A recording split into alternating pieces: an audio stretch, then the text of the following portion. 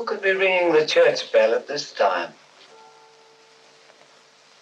Maybe it ain't an ooh, Father. Maybe it's an it. And maybe it's tolling the bell. Oh, there's no such things as ghosts and monsters. Haven't I made that clear to you?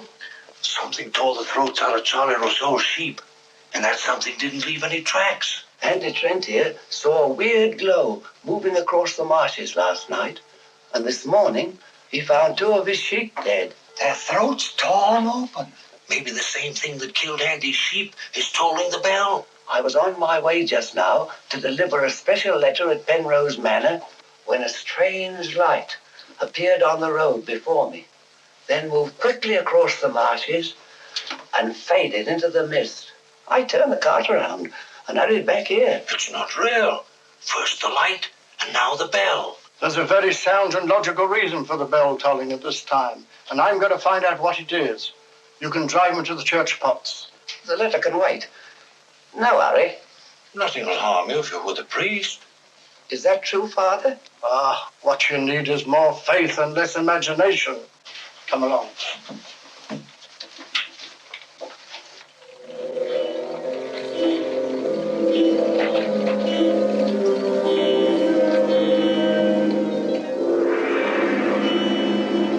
I'd better deliver that letter to the manor. I'm sure it's important.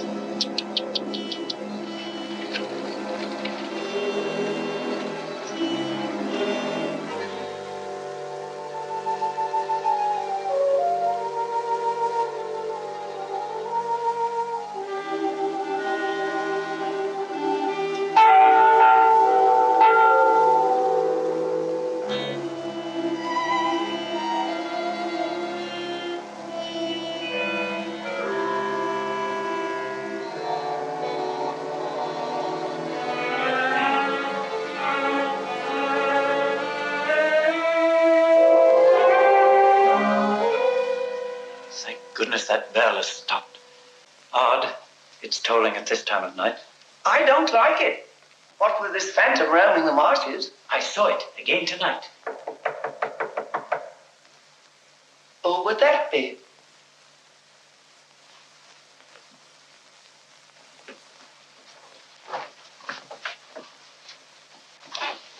Where's Lord Penrose? He's gone to Quebec. Get him on the phone immediately. What's happened, Father? Lady Penrose, dead, clutching the bell rope, calling for help. It was dreadful. Her ladyship. Call Sergeant Thompson at the police station. Ask him to come to the church immediately. Come with me, Potts. I need you. Yes, Father.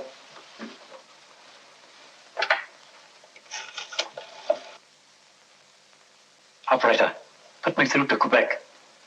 Lord William Penrose. Yes, he's addressing a meeting of the Royal Canadian Occult Society at a Quebec hotel. It's urgent, sir. Page? Yes, sir? Mark Penrose. Lamont Rouge is on the telephone. It's urgent. It's in the gold room. Yes, sir.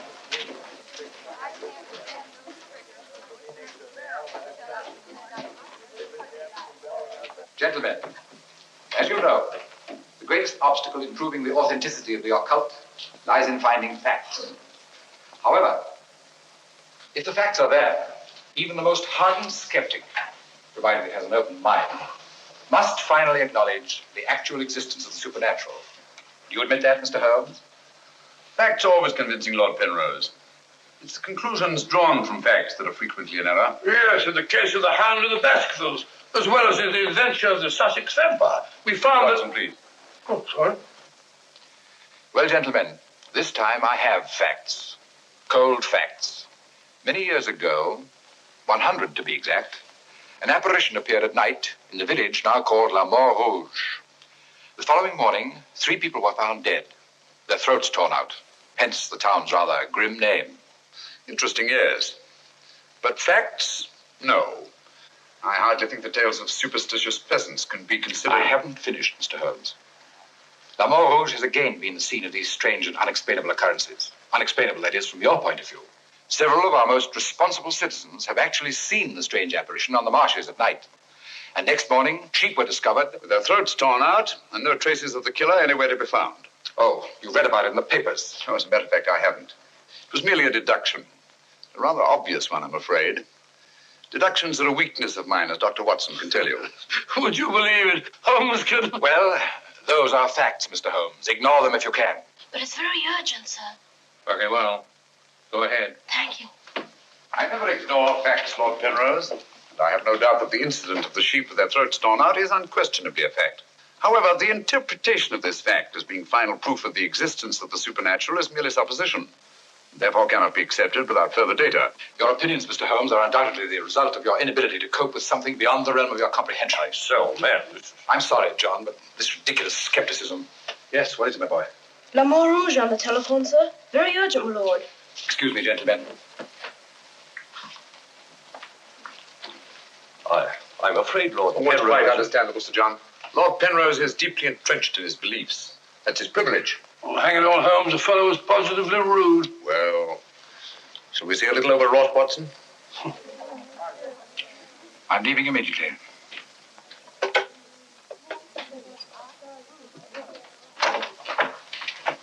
Order my card, Watson. Hurry. Yes, sir?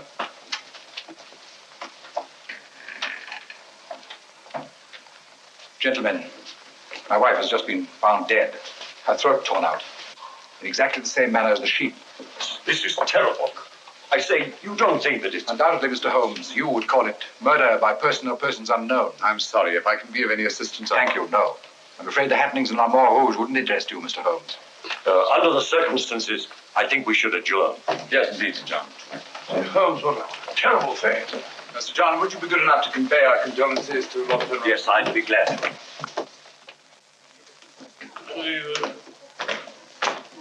Can't we get something to eat before we leave? You don't often get food like you do here. Don't you ever think of anything else besides your stomach? No, not often. I gotta get a paper. Morning. Good morning, sir. I imagine you'll be glad to get back to London, Mr. Holmes. Yes, indeed. Oh, by the way, there's a letter for you, sir. Thank you. Oh, here's something about Lady Penrose. She was found in the church with her throat horribly cut. Evidently dragged herself from the marshes nearby and tried to summon help with a bell rope. What's in it? What is it, Holmes? Listen to this, Watson. Huh? My dear Mr. Holmes, I've every reason to believe my life is in danger. Yet, if you were to ask me how I know, I couldn't give you a logical answer. There is nothing tangible, yet like a terrible premonition, it is all so frightfully real. I heard of your being in Quebec, and I'm turning to you, a stranger, and asking your help in the frantic hope that you'll not fail me. Oh, who's it from? It's signed Lillian Penrose. Lady Penrose? A letter from the dead woman? Oh, what's it mean, Holmes? I should say that Lady Penrose lived in fear of her life. Some secret hidden in her past, in all probability. Oh, perhaps it isn't as simple as that. What if Penrose is right? I'm glad we're going back to London. Things like that can't happen in Baker Street. More's the pity, Watson. Huh? Do you know a village by the name of La Mort Rouge? Yes, sir. It's about 12 miles from here, up towards the falls. Thank you. Great Scott, Holmes. You mean you're going to take on the case? Quite. Telephone the airport and cancel our reservations, will you? Certainly, sir. Consider, Watson, the irony, the tragic irony. We've accepted a commission from the victim to find her murderer. For the first time, we've been retained by a corpse.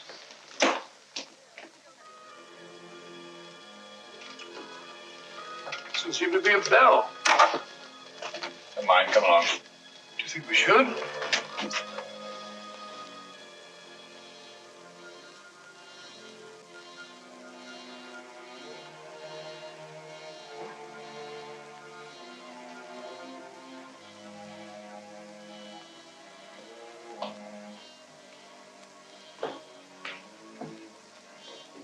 What a cold, cheerless-looking room.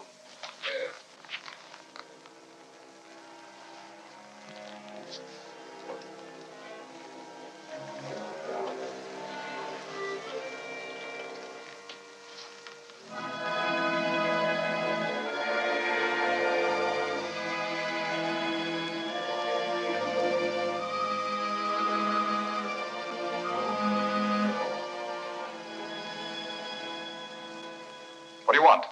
Who are you? Mr. Sherlock Holmes. I apologize for this intrusion. Would you mind, gentlemen?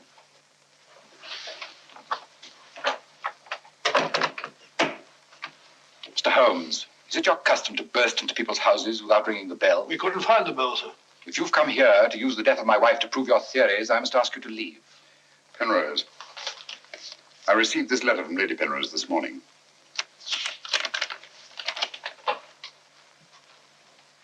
That's it. That was devilish awkward.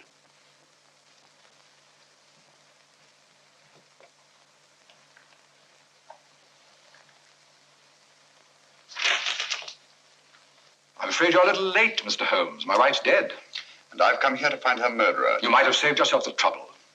I'm convinced that the solution of this horrible deed lies in an understanding of psychic phenomena. Although I don't expect you to admit that, Mr. Holmes. I assure you, Penrose, I neither believe nor disbelieve in anything, including psychic phenomena. If I could just see Lady Penrose, it might help dispel much of the mystery that surrounds these happenings in the Montrouge. Drake! Why don't you answer the blasted thing? Sergeant Thompson has charge of the case. You'll find him at the police station. And now I must ask you to go and take your assistant with you. You'll excuse me if I don't show you out. Drake! Drake! Drake, where are you? What?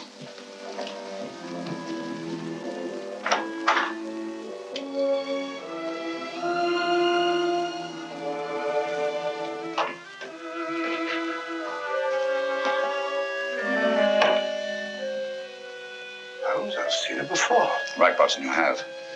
Yes, but where? Never mind that now. You must examine the wound before Penrose returns and has us thrown out of the house.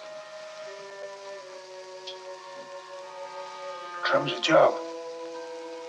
Just missed the jugular vein. It must have bled to death. And have bled for several hours, eh? Possibly more. Long enough for Penrose to leave Le Montrouge and reach Quebec in time for the meeting? Holmes, you don't suspect I Penrose? suspect nobody, Watson. I was just asking a question. I beg your pardon, gentlemen.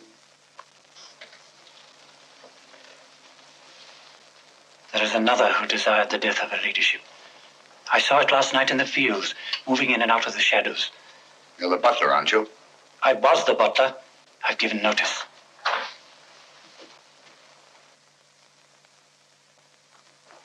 Drake! Get out.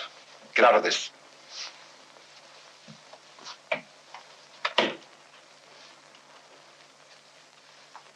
I trust you found what you were looking for. Two things have been made clear to me, Penrose. That your wife was murdered and that she's Lillian Gentry.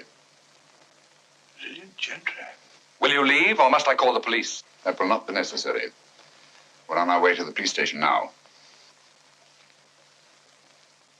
The wounds found on Lady Penrose's throat are identical with those found on the throats of the dead sheep. Now, I'm not a superstitious man, Mr. Holmes, but I don't know of any weapon capable of inflicting such wounds, except an animal's claw. Of course, it could be done by a five-pronged garden weeder. Not that garden weeder, Mr. Holmes, that's mine. I use it to weed the garden at the back of the jail. I'm inclined to agree with the Sergeant, Holmes. A weapon such as that would have severed the jugular vein, and death would have followed immediately. Lady Penrose lived long enough to drag herself to the church and toll the bell in a frantic effort to call for help. Yes, I know all about that. But there must be some logical motive instead of all these goblins and monsters. Sergeant, have you ever heard of Lillian Gentry? No, I can't say that I have, Mr. Holmes. She was a famous actress who came to America some time ago. She appeared for many years in the United States and Canada. Then suddenly she disappeared. Her disappearance was never explained, and she was soon forgotten. But what's the connection between Lillian Gentry's disappearance and the death of Lady Penrose? Lillian Gentry and Lady Penrose are one and the same person. The same person? Precisely. One more question, Sergeant. Do your files show anyone with a prison record living in La Montrouge? No, Mr. Holmes. The only person having any connection with the prison is Emile Journet. He came here 2 years ago with his daughter and bought the hotel. He was a guard at Talon Prison. Thank you, Sergeant. I hear there are a lot of prairie chicken in these parts. I'd like to have a bag of them someday. I think that can be arranged, though. Yes, we can stop over to the farmyard and you can shoot all the chickens you want. That's all very funny, Holmes. Here you are, old fellow. We're going to engage rooms at Monsieur Journet's hotel. Landlord! I say landlord! Place seems deserted. Won't be for long if you bill her like that. Landlord! Oh, sorry, Holmes. Got to try and make summer. Yes, monsieur. My dear, have you got a room for us? Yes, monsieur. Good. Sign here, please. I'll sign for us both. Well, thank you. You seem very young to be in charge here. Yes, monsieur. You are Mademoiselle Journay? Marie's your name, monsieur. My dear, you've been crying. Why? Papa's going away. Oh, come now. Is that such a tragedy? Did you cry if your papa were going away, Watson? I don't believe so. This way, monsieur. Bring your bags. Yes, of course. Wouldn't I be unhappy if my father would see my father here? Father died about 20 years ago in Cheltenham.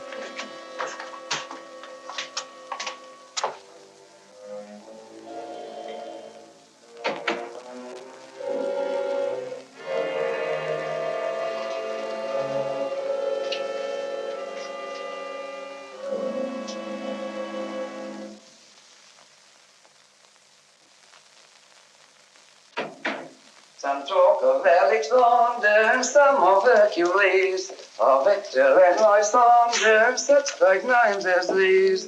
Bills. That's the way it goes, Emil. It costs money to be born, and it costs money to die. Do you know who that was in the car? It was Sherlock Holmes. He's here now. What do you think he'll find? Ghosts and monsters. What else is there for him to find? There's nothing. I don't know. You're afraid, Emil. Of course I am, and so are you. Who isn't? Why should Sherlock Holmes come here? To investigate the death of Lady Penrose. What else? I'm afraid Mr. Holmes will return to London a sadder but a wiser man. Why'd you say that? Well, you can't arrest ghosts and monsters, can you now? Well, I'm on my way. The mail must be delivered. Some talk of Hercules, some of Hercules. That's better. This room gives me the creeps. It is very seldom used, monsieur. It isn't often that strangers come to Le Mans Rouge, and when they do, they never stay. I can't say that I blame them. Will your father be away for long? I don't know, monsieur. When is he leaving? I don't know. Marie! If you need anything, just ring, monsieur. That girl's frightened, Holmes. Obviously. She made the mistake of telling us that her father was leaving. Huh? You don't think that Journay... Suppose we have a little talk to Monsieur Journay. It might prove illuminating. Didn't I tell you not to answer any questions? Yes. Didn't I tell you to keep a silent tongue in your mouth? Yes, Papa. So you told them I was going away? Yes, Papa. That'll teach you to keep your mouth shut. Monsieur Journay, just why are you leaving La Mort Rouge at this particular time? I'm not leaving. What gave you the idea that I was? Your daughter? My daughter's mistaken. I merely said that I would like to go away. I've just been teaching her the difference. Yes, so I observed. I can't say that I approve of your method, sir. I'll ask you to mind your own business. Run along, dear. Oh, there, my dear. Disgraceful, hitting a child. Monsieur Journay is quite right. It's none of our business. Monsieur Journay, what do you know of the death of Lady Penrose? Only what everyone in the village knows, that she was killed by the monster. You seen this monster? No, but who else could have done this terrible thing? Sheep have been killed, their throats torn out. You were a jailer at town prison, weren't you? Oh, yes, monsieur. Why did you decide to come to La Mort Rouge? Well, I always wanted to own a hotel, and I heard this one was for sale, so I bought it. That was 2 years ago. Yes. I believe it was about the time the monster made his reappearance, wasn't it? Do you suspect me of being a monster, Mr. Holmes? No. I was just remarking a coincidence. I thought you didn't believe in those things, Holmes. Quite right, Watson, I don't. At least, not in the supernatural variety. Not the werewolf who bites into his victim's throat with his teeth. But, a monster who uses for his weapon of death a 5-pronged garden weeder. Yes, that's a little more in my line. I don't know what you mean. I mean that this monster's been recreated and used as a screen behind which to commit a horrible crime. Whoever did it felt certain that no suspicion could possibly fall on him. But my unexpected arrival upset his plans. Very possibly he became frightened, decided to run away. You're right, monsieur. I was running away. But not for the reason you think, but in fear of my life. And who would want to kill you? I don't know. It's like some terrible premonition. But it's so real. The very word it's in Lady Penrose's letter. Yes. That still doesn't explain this garden weeder. I swear to you, I know nothing about its being here. Haven't we better send for that fellow, Sergeant Thompson? No, Watson, that won't be necessary. Monsieur Journet knows as well as we do that you can't run away from yourself. Oh, would you be so good as to return this to Sergeant Thompson, monsieur? I took it away quite by accident.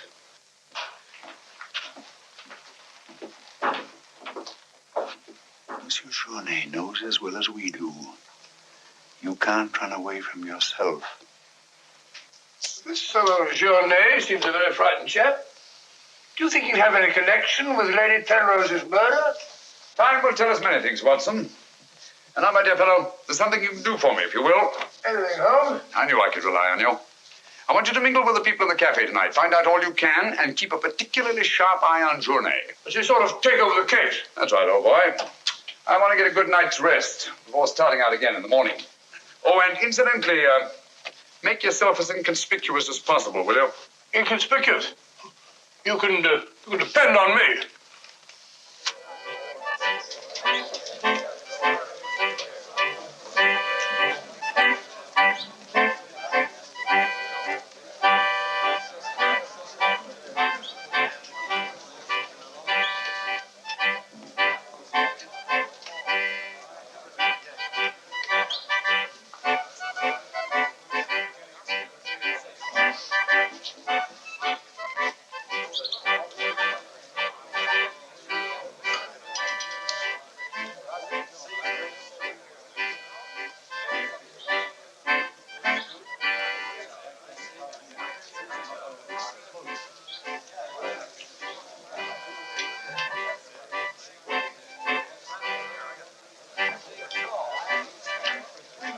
Thank you, my dear.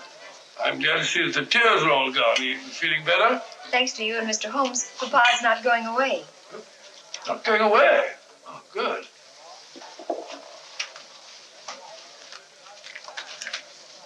Journey, not going away.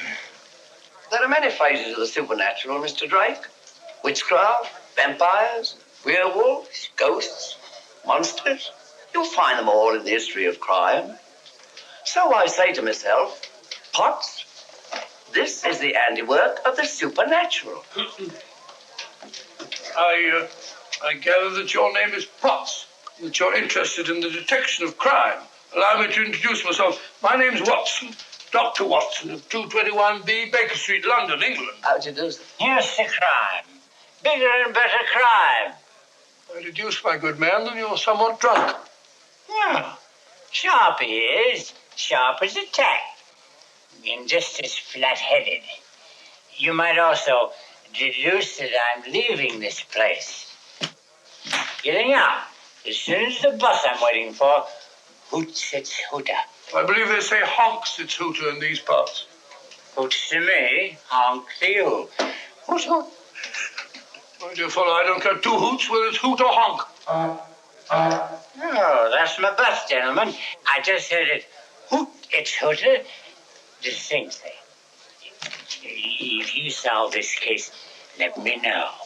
Personally, I'm betting on the monster. You take my advice, Patsy. Get out of this place before they find you with your throat cut.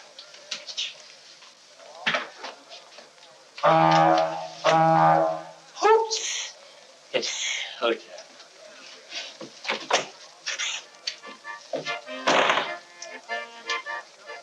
Nervous? Well, the thought of having your throat torn out by some monster isn't likely to make you very gay, Dr. Watson. Indeed. Some of Monsieur Journet's excellent wine will soon remedy that. Marie, would you bring a bottle of this excellent wine for my friend here? Yes, monsieur. Mr. Potts, as a student of the occult, supposing you give me your theory of this murder. You like this wine? Oh, but Dr. Watson, I never drink anything stronger than milk. Teetotaler? No, hiccups. Every time I drink alcohol, I have hiccups. Sorry.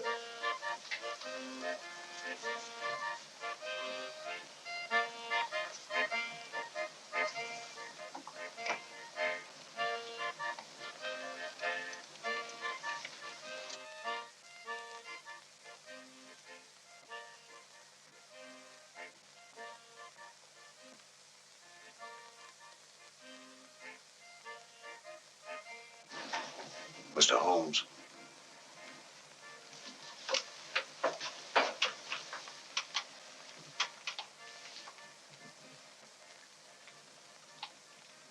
Mr. Holmes.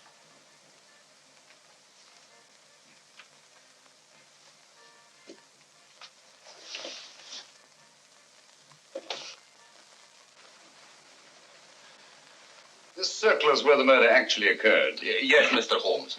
There's a footpath just beyond the church which leads across the marshes. Follow it for half a mile and you'll be there. Thank you, Sergeant. I'm sure I'll find it. Mr. Holmes, I wish you'd let me go with you. It's dangerous on the marshes at night. These swamps, the one false step... I'm sorry, Sergeant, but it's important that I go alone. I'll keep close to the path. Well, will Dr. Watson be going with you? No, Sergeant. I asked him to do some research work of his own, and by now he's probably magnificently involved. Good night. Good night, Mr. Holmes.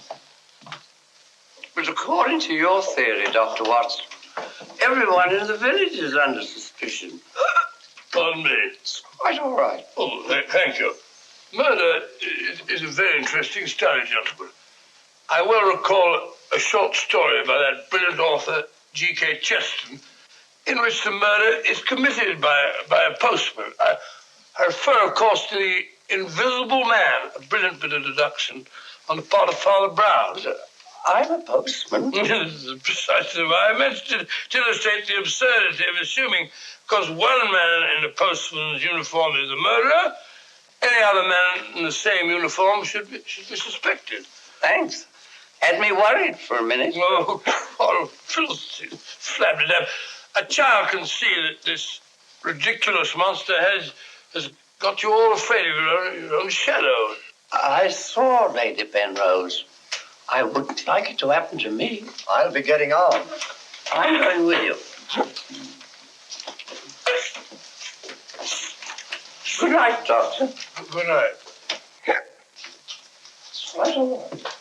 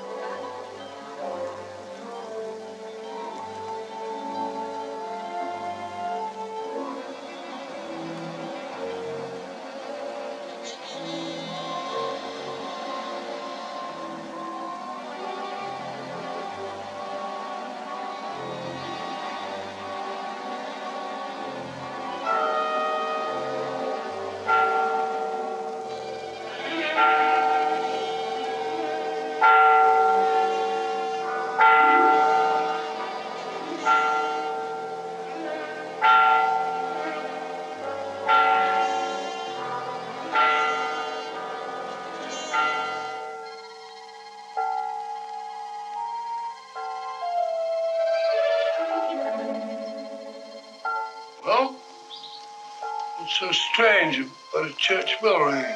It rang the same time last night.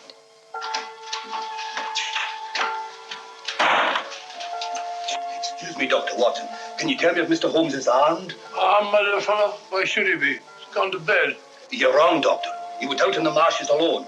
I tried to go with him, but he refused. But great Scott, if he runs into this monster and he's by himself, he'll get killed.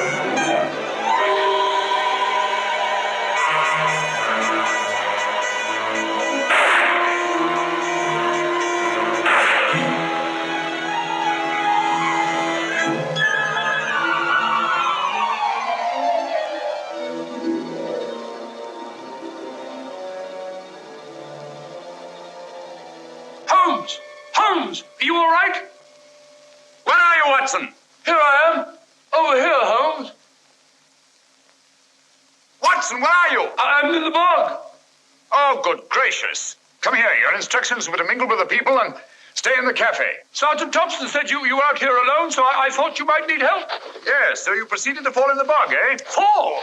I was pushed into the blasted thing. Pushed by the most ghastly apparition. Came at me like a roaring furnace, with spitting fire in all directions. Before I could get my revolver, the thing was upon me. The next thing I knew, I was in the bog. Are you all right, Mr. Holmes? I heard shots. Yes, I'm all right, but Dr. Watson here seems to have encountered the monster. He has? Come on, old fella. We'd better get you out of these wet clothes and into a hot tub before you catch a deadly cold.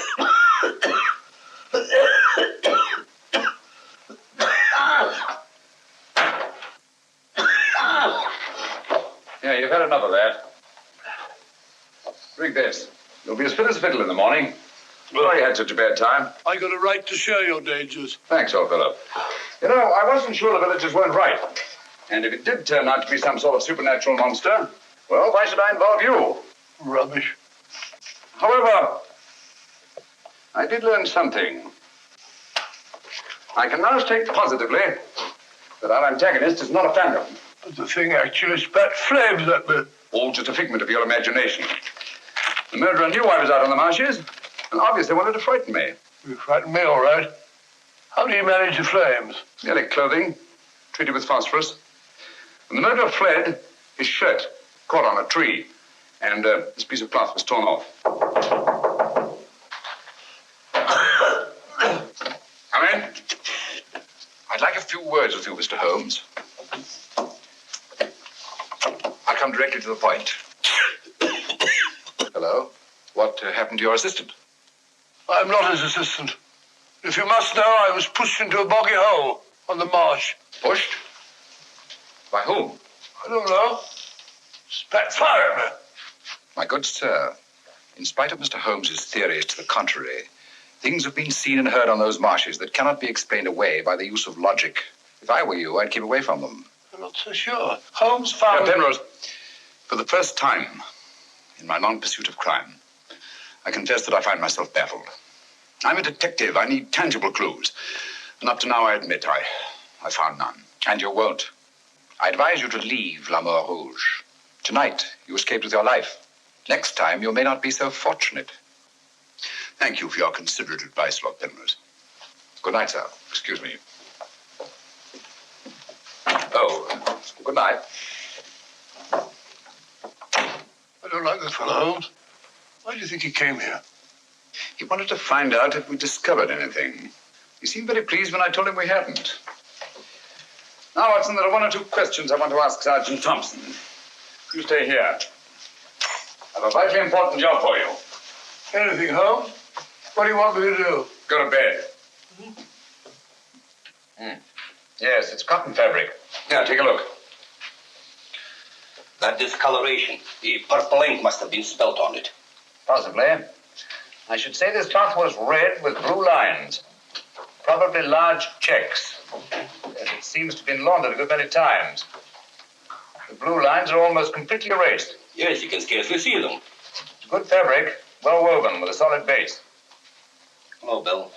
Hello, Sergeant. Your phone call must have been important. You bring me over this time of the night. It was. This is Mr. Sherlock Holmes. He wants to ask you a few questions. This is Mr. Taylor, the storekeeper, Mr. Holmes. Oh, good evening, Mr. Taylor. Good evening, sir. Have you any shirts of this design? The squares are red and the lines blue. Yes, I have. Can you remember to whom you sold them? I can. I keep them in stock specially for Judge Brisson. He won't have anything else. Judge Brisson, who's he? A retired magistrate. He's a cripple, lives alone with his housekeeper. Have you sold any of these shirts to anyone else? No, sir. They're too expensive for the village and the boatmen. This is the finest material, imported. You say Judge Brisson's a cripple? Yes, he was a magistrate in Quebec. Had a stroke about 2 years ago. That's why he retired and came here to live in La Mort Rouge. Just about the time that Monsieur Journey arrived here. Now that you mention it, it was just about then.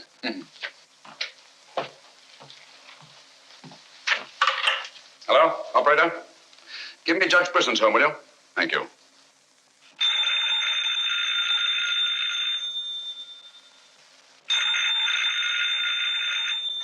Nora. Didn't ring. Haven't I told you not to answer the phone at night? Yes, sir. Well, then obey my orders. Yes, sir.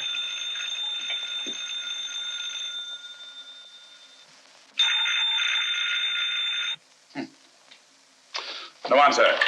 Where do you live? On the Marsh Road. But I don't advise you to go there after dark, Mr. Holmes. The place is a fortress and guarded by a savage dog. I think Dr. Watson and I will have to pay Judge Brisson a visit in the morning. Good night, gentlemen. Good night, Mr. Holmes.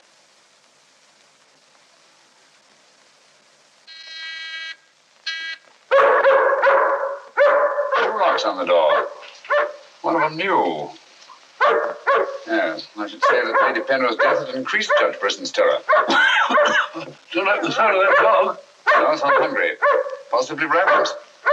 Could we come back after he's had his breakfast? I'm sorry, Watson. Our business won't wait. Oh, stop now. Yes, Watson.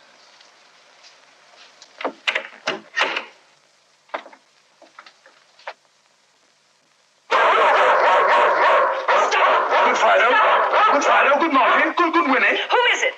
Sherlock Holmes and Dr. Watson. I telephoned Judge Brisson we were coming. You can't come in. He's given orders no one is to be admitted. You wouldn't want Judge Brisson's death on your hands, would you? No, sir. And you'd better let us in.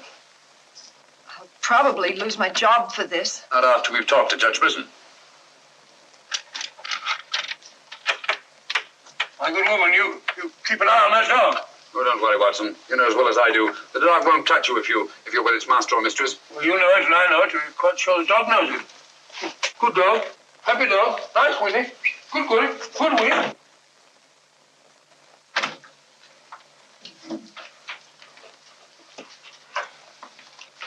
Let me warn you, I'm armed. And I'm an expert shot. We didn't come here to harm you, Judge Brisson, but to protect your life. I told you over the phone this morning, Mr. Sherlock Holmes, that I did not want to see you. I don't want to see anyone. But I want to see you. Stay where you are. Nora, show these men out. Judge Brisson, if you'll answer a few questions, I may be able to save your life. I have the fullest confidence in my own defenses, and I will not trade them for any theories of Mr. Sherlock Holmes, however plausible you make them sound. Now get out, will you? I'm sorry. Under the circumstances, I'm helpless to prevent your death. Almost certainly by violence. Come along, Watson.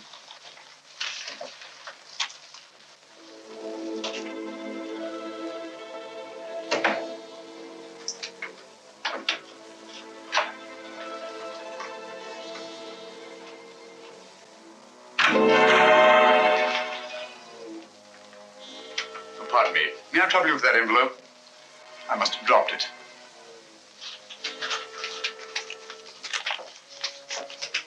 Thank you. You're a very clever man, Mr. Holmes. A crude device, Judge Brisson, but it's confirmed my suspicions that you're not the cripple you pretend to be.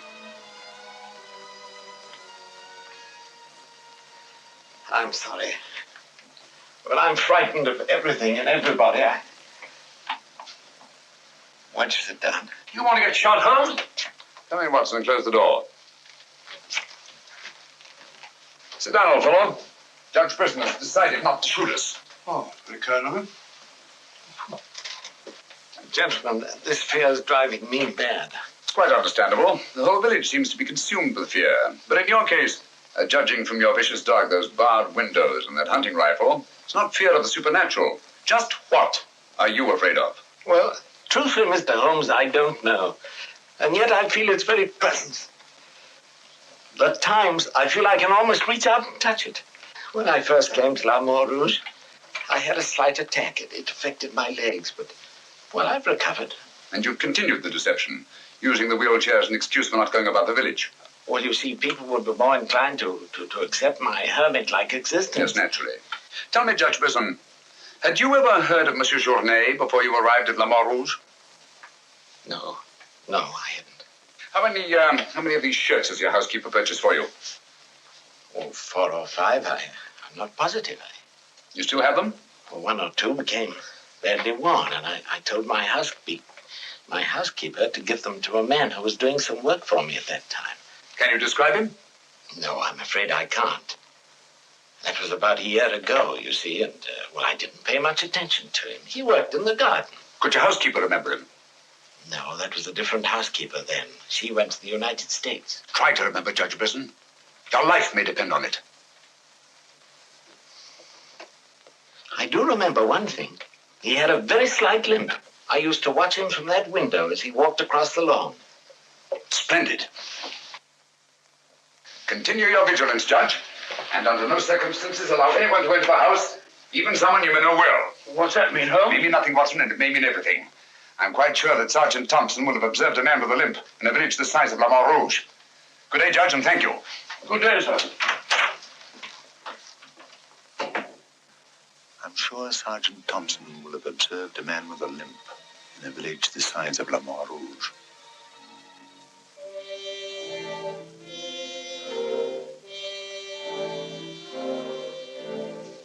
This is what's left of the Delaport Hotel, Mr. Holmes. Dana sleeps here when he's in Le Rouge. Spooky old place. The villagers call it the ghost house. It's been deserted for years.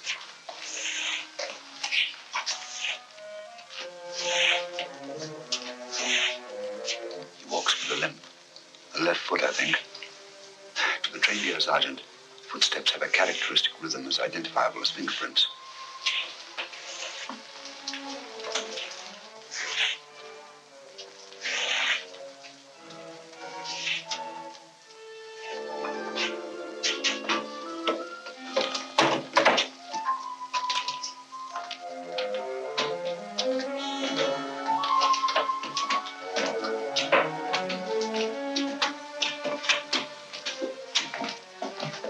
What do you want?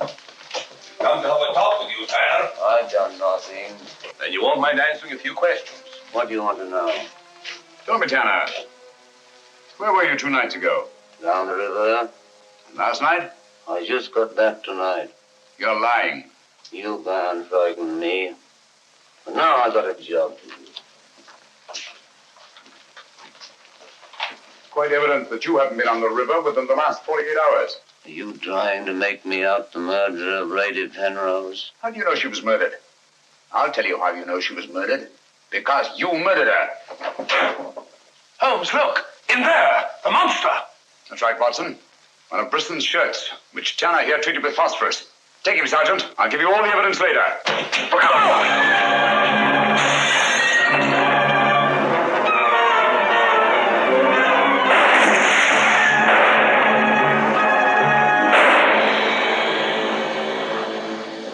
You going, Sergeant? I'm sure of it. Come on.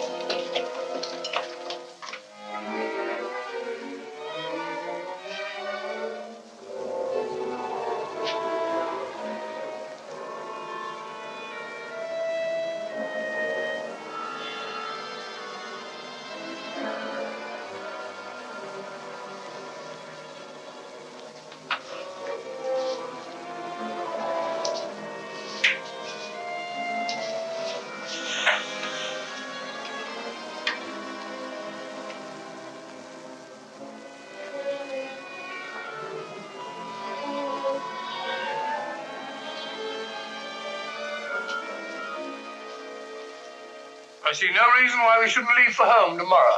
So much for tomorrow. But for tonight, what do you make of this, Watson? I found it in Tanner's room. Just a photograph? That's right, old boy, just a photograph. You notice anything else about it? Part of it's missing. Bravo, Watson. Now, if we can find the missing half, notice the discoloration of the torn edge, faded signature. The upper half was torn off sometime within the last year, I should say. Why all this fuss about an old photograph? Watson, have you ever stopped to think that the science of detection is very much like stringing a handful of beads? I can't say I have. Well, it is. And in this particular case, you might say that I have 5 beads. Journée, Brisson, Tanner, Lord and Lady Penrose. So far, I haven't had any thread to string them together.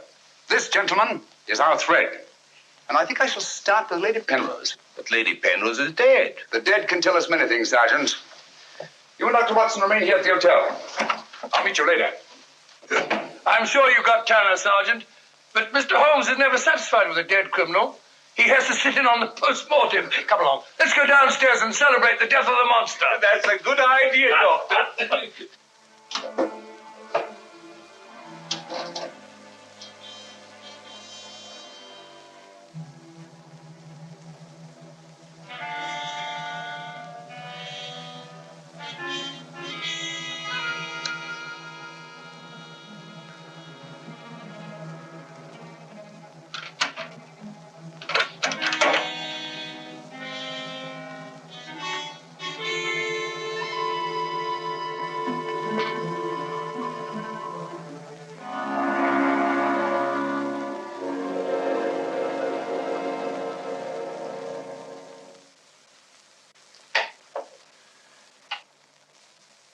So the great Sherlock Holmes becomes a common thief.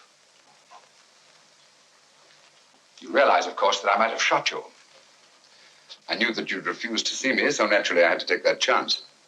Tell me, who is Alistair Ramson? What has he to do with your being here? Perhaps this will explain.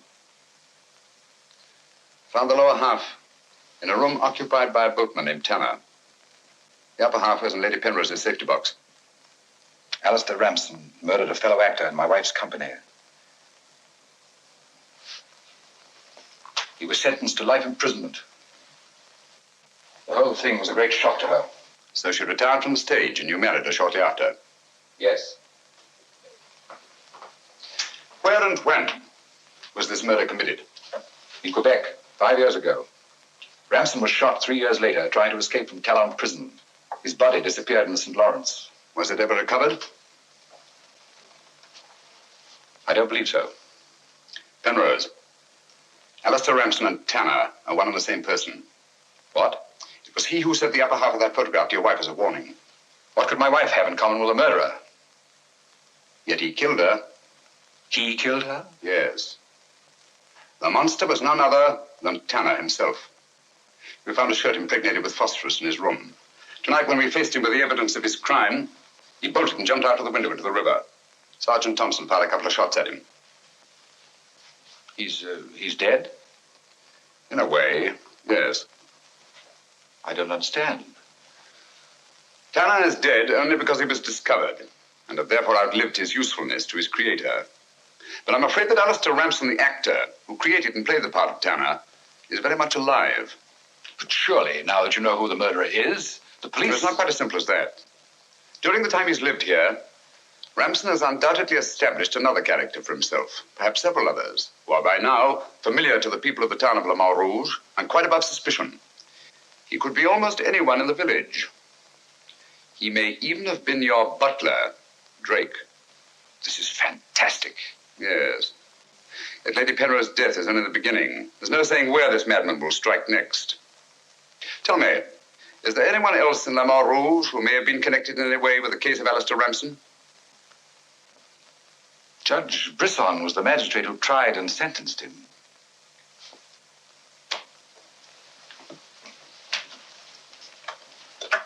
Operator?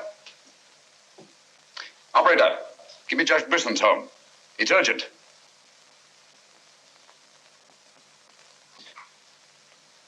Judge Brisson, this is Sherlock Holmes. Oh, yes, Mr. Holmes.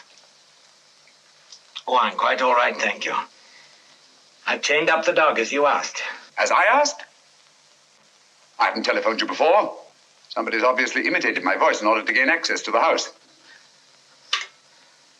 Well, certainly, Mr. Holmes. I'll lock all the doors and await your arrival. Yes.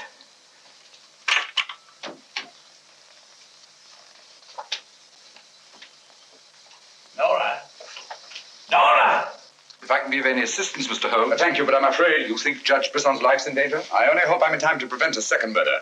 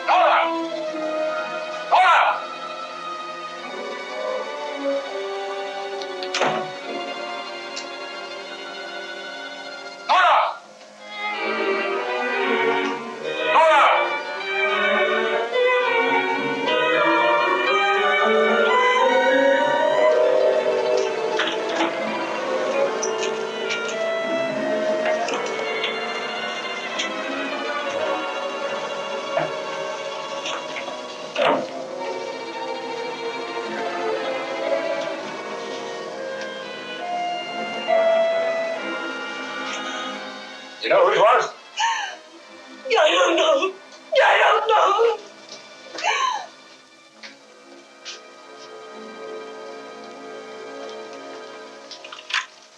Hello?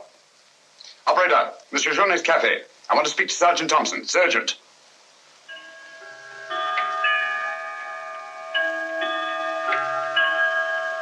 Sergeant Thompson, this is Sherlock Holmes. I'm at Judge Brisson's. He's been murdered. Judge Brisson's been murdered. Judge Brisson? The murderer gained access to the house, gagged and bound the housekeeper, then disguised as Nora, murdered Judge Brisson. I'm returning to the old Jelapont Hotel on the chance that he'll go there to change his clothes and assume another disguise. Ask Dr. Watson to meet me there as quickly as he can, will you? You'd better come here at once and take charge. Right.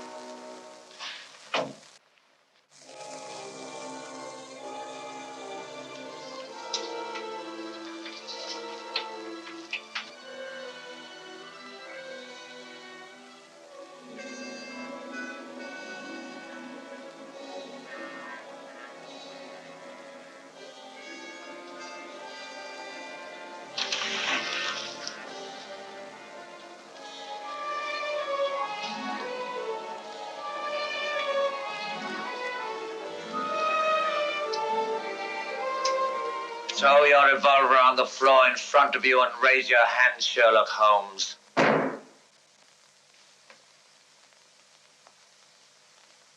I should have thought you would have felt more at home in the spotlight. I see you finally identified me. Jack Tanner and Nora the housekeeper were brilliant. You should really take a bow. It's too bad you appeared on the scene when you did, and I had to ring down the curtain on the monster. Your recreation of the monster of La Mort Rouge as a means of murder must have given you great satisfaction. Why did you kill Lady Penrose? I see no reason why I shouldn't tell you. I couldn't bear the thought of another man possessing her. And Judge Brisson? During the trial, I grew to hate him. And when he sentenced me to prison, I vowed that someday I would escape and kill him. I see. Obviously, you planned still another murder. Otherwise, you'd have returned to the safety of your first disguise and defied me to find you. You're right. I am. There were 3 people in my life who had no right to live. 2 have already died. The 3rd remains. Tonight, I shall kill him. Mr. Holmes, I've always had the greatest admiration for your talents. Thank you.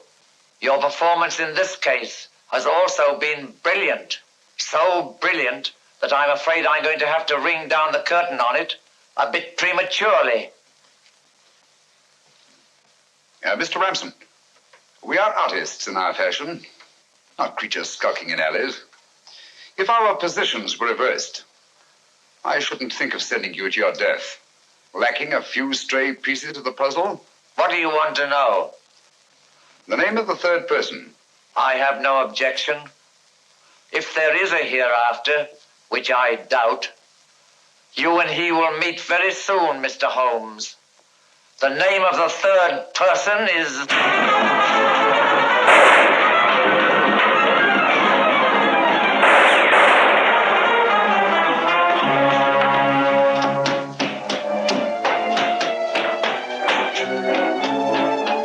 Coming, Holmes! Look out, Watson!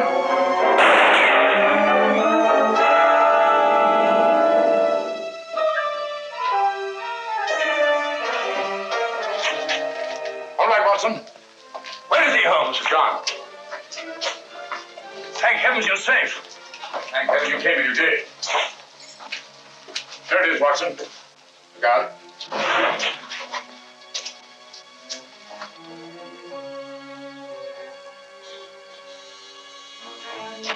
So you got away again? Yes, Watson. Over that warehouse roof, most probably. What a fun little room. Yes. This is obviously the secret room where his disguises were created. Looks like an actor's dressing room. He is an actor, Watson.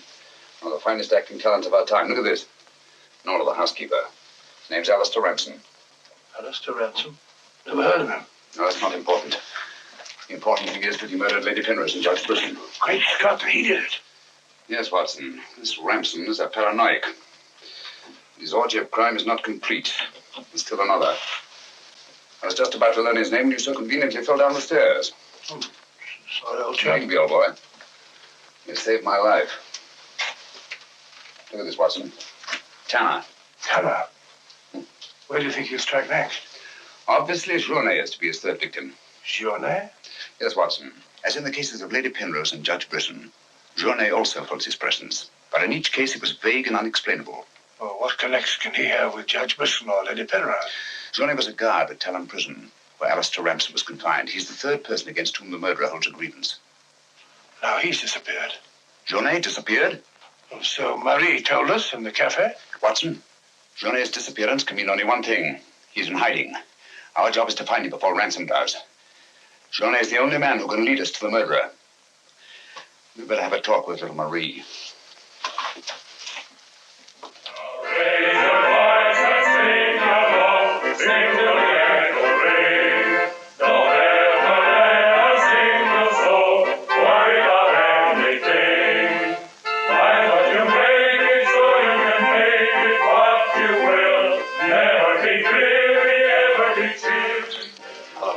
Have you seen Marie? No. Have you seen her? Can't say I have.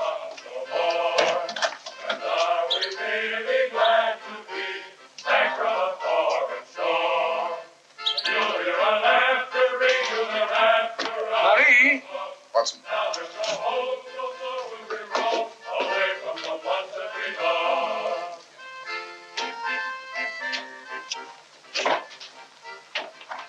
What is it, huh? I'm afraid we're too late. Marie.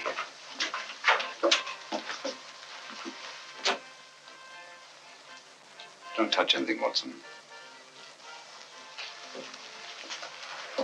Murdered in exactly the same way as Judge Brisson and Lady Penrose. Poor innocent little child. I should have prevented this. Nonsense, my dear chap. You did everything possible. How on earth could you have prevented it? The child's death is a tragedy, of course.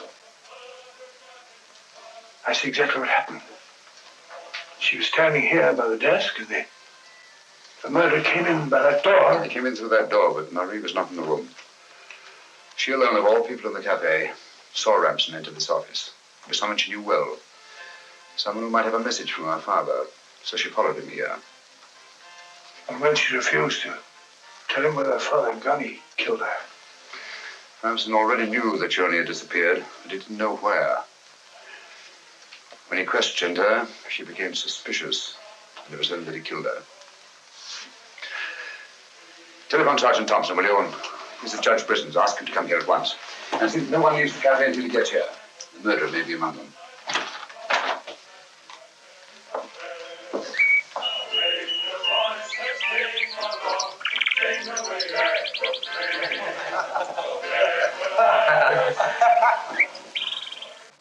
What could have happened to Holmes?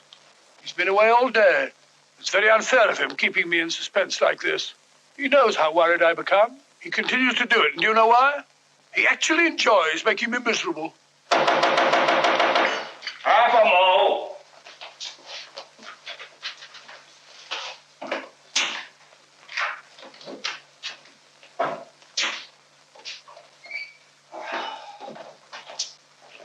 No good, Watson. It won't work.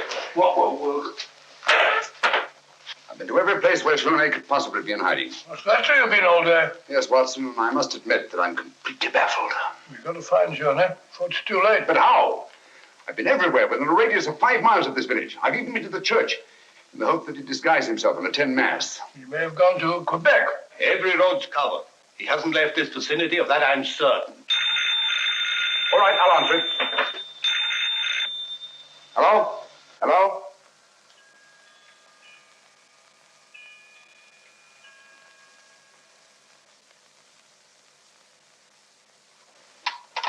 Who was it, Holmes? Watson, get your hat and coat.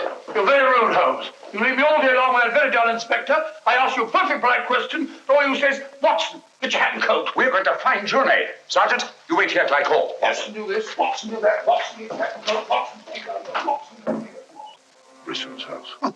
Watson, this, Watson. It's my opinion that Judge Brisson's house is the last place that you'll find Journey. Put yourself in Journey's position, Watson. Where's the most likely place that Ramson would look for you? Certainly not in the very house in which he's just killed one of his victims.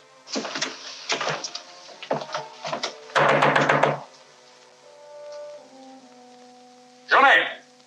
Journey! It's Sherlock Holmes and Dr. Watson.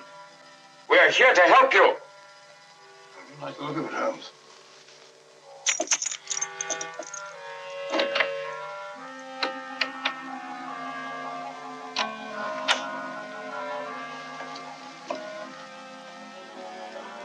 Holmes!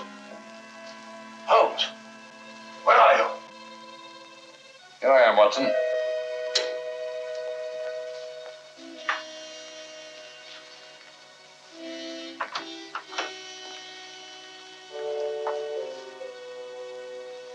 Johnny! What do you want? We've come to help you. How did you know I was here? When you called your hotel just now, I answered the telephone. The chimes of Brisson's clock here merely confirmed what I already knew. You must return with me to the cafe at once. I'm not leaving this house. The murderer's waiting out there in the marshes to kill me the moment I leave here. Naturally, but first you must have the opportunity. If you return to the cafe, he'll have that opportunity. It's the only way we have to apprehend the murderer. What if I refuse? Journey, what I have to say to you is not going to be easy. Marie... What? Murdered. Now you know why you must return. This fiend must be brought to justice. Justice? This monster kills my poor innocent child, and you talk of bringing him to justice. Will that compensate me for the death of Marie? If it's the last thing I do, I'll kill him with my own hands. You can't take the law into your own hands. Once you return to the hotel, he'll make an attempt on your life. Then we'll get him. How will we know who he is? We already know. It's his disguise that we haven't penetrated. Who is he? Alistair Ramson. Recognize the name? He attempted to escape from Talon Prison when I was a guard there. Journey, if you don't want to remain in hiding for the rest of your life, you must return to the hotel and help me to put an end to this monster for all time. Come. Let's go. Good. Put an end to him. How are you going to do that, Holmes? I'll tell you both about it on the way to the hotel. So you're really leaving, Doctor? Yes, Sergeant. Gentlemen, Mr. Sherlock Holmes and I are leaving immediately for London. It's extremely regrettable that the murderer has escaped us, but all our cases cannot be crowned with success. I'm extremely sorry, gentlemen. Have you no idea where this fiend has gone? Mr. Holmes is of the opinion that he's escaped across the border to the United States. It may be years before we can trace him, if ever. Oh, Jenny, just a minute. Our bill, please. Bill? Yes, Mr. Sherlock Holmes and I are leaving immediately. Oh, I'm sorry, Dr. Watson. I'm just on my way to the church to offer a prayer for Marie. I'll forward your bill to you. Yes, of course, my dear fellow. I understand. We leave our address at the desk. Goodbye, Mr. Potts. It's been a great pleasure knowing a man of your intelligence. Thank you, Dr. Watson. It has been most stimulating talking to one of your vast experience. Oh, thank you. Let's hope that we shall meet again someday and continue our little chats on crime. It would be most exciting. Oh, by the way, Mr. Holmes would like to see you for a minute in his room. Yes. I'll show you where it is. It's the second room on the right up there. Thanks. Emile, it's me. But, do you mind if I walk part of the way with you? It's a bit frightening out here. It's these marshes. This is almost the very spot where Lady Penrose was attacked. 3 deaths in 3 days. It's a pity Marie had to be killed. She was such a sweet child. 3 deaths in 3 days. And still one more to be accounted for. You were frightened, Amy. It's strange to see you showing fear. The man I hated at Talon Prison.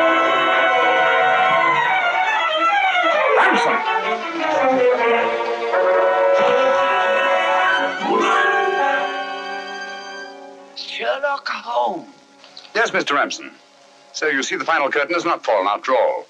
I thought you were on your way to London. Naturally, that's what I wanted you to think. That's why Dr. Watson announced our departure in the cafe. Journey's leaving was purely bait to bring you into the open. I merely replaced Journey once he was outside on the street. May I say, Mr. Ramson, that your disguise as a postman was a masterpiece of ingenuity. Your very choice of the role put you above suspicion. It was quite easy. I simply disposed of the real Mr. Potts after he had passed his civil service examination and had been assigned to La Moor Rouge. You realize, of course, that you'll never hand me over to the police alive.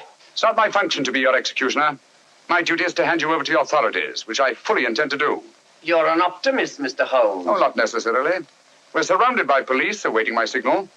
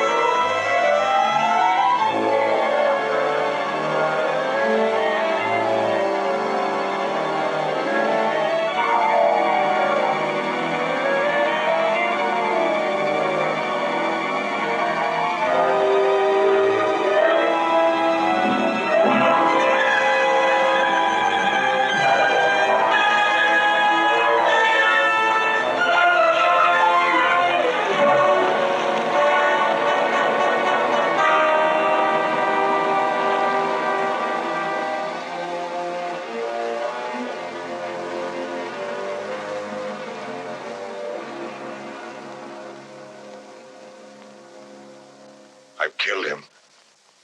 With this. Ransom's instrument of death has been his own executioner. Well, gentlemen, our search for the monster has ended where it began, on the marshes. Eh, Watson? Watson, where are you? Why isn't he here? He was with us a minute ago. Watson! Here I am, Holmes. Where are you? I've fallen in another hole.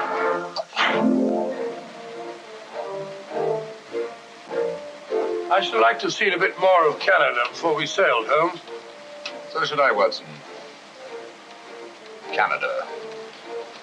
Linchpin of the English-speaking world, whose relations of friendly intimacy with the United States on the one hand, and their unswerving fidelity to the British Commonwealth and the motherland on the other. Canada. The link that joins together these great branches of the human family. Churchill say that? Yes, Watson, Churchill.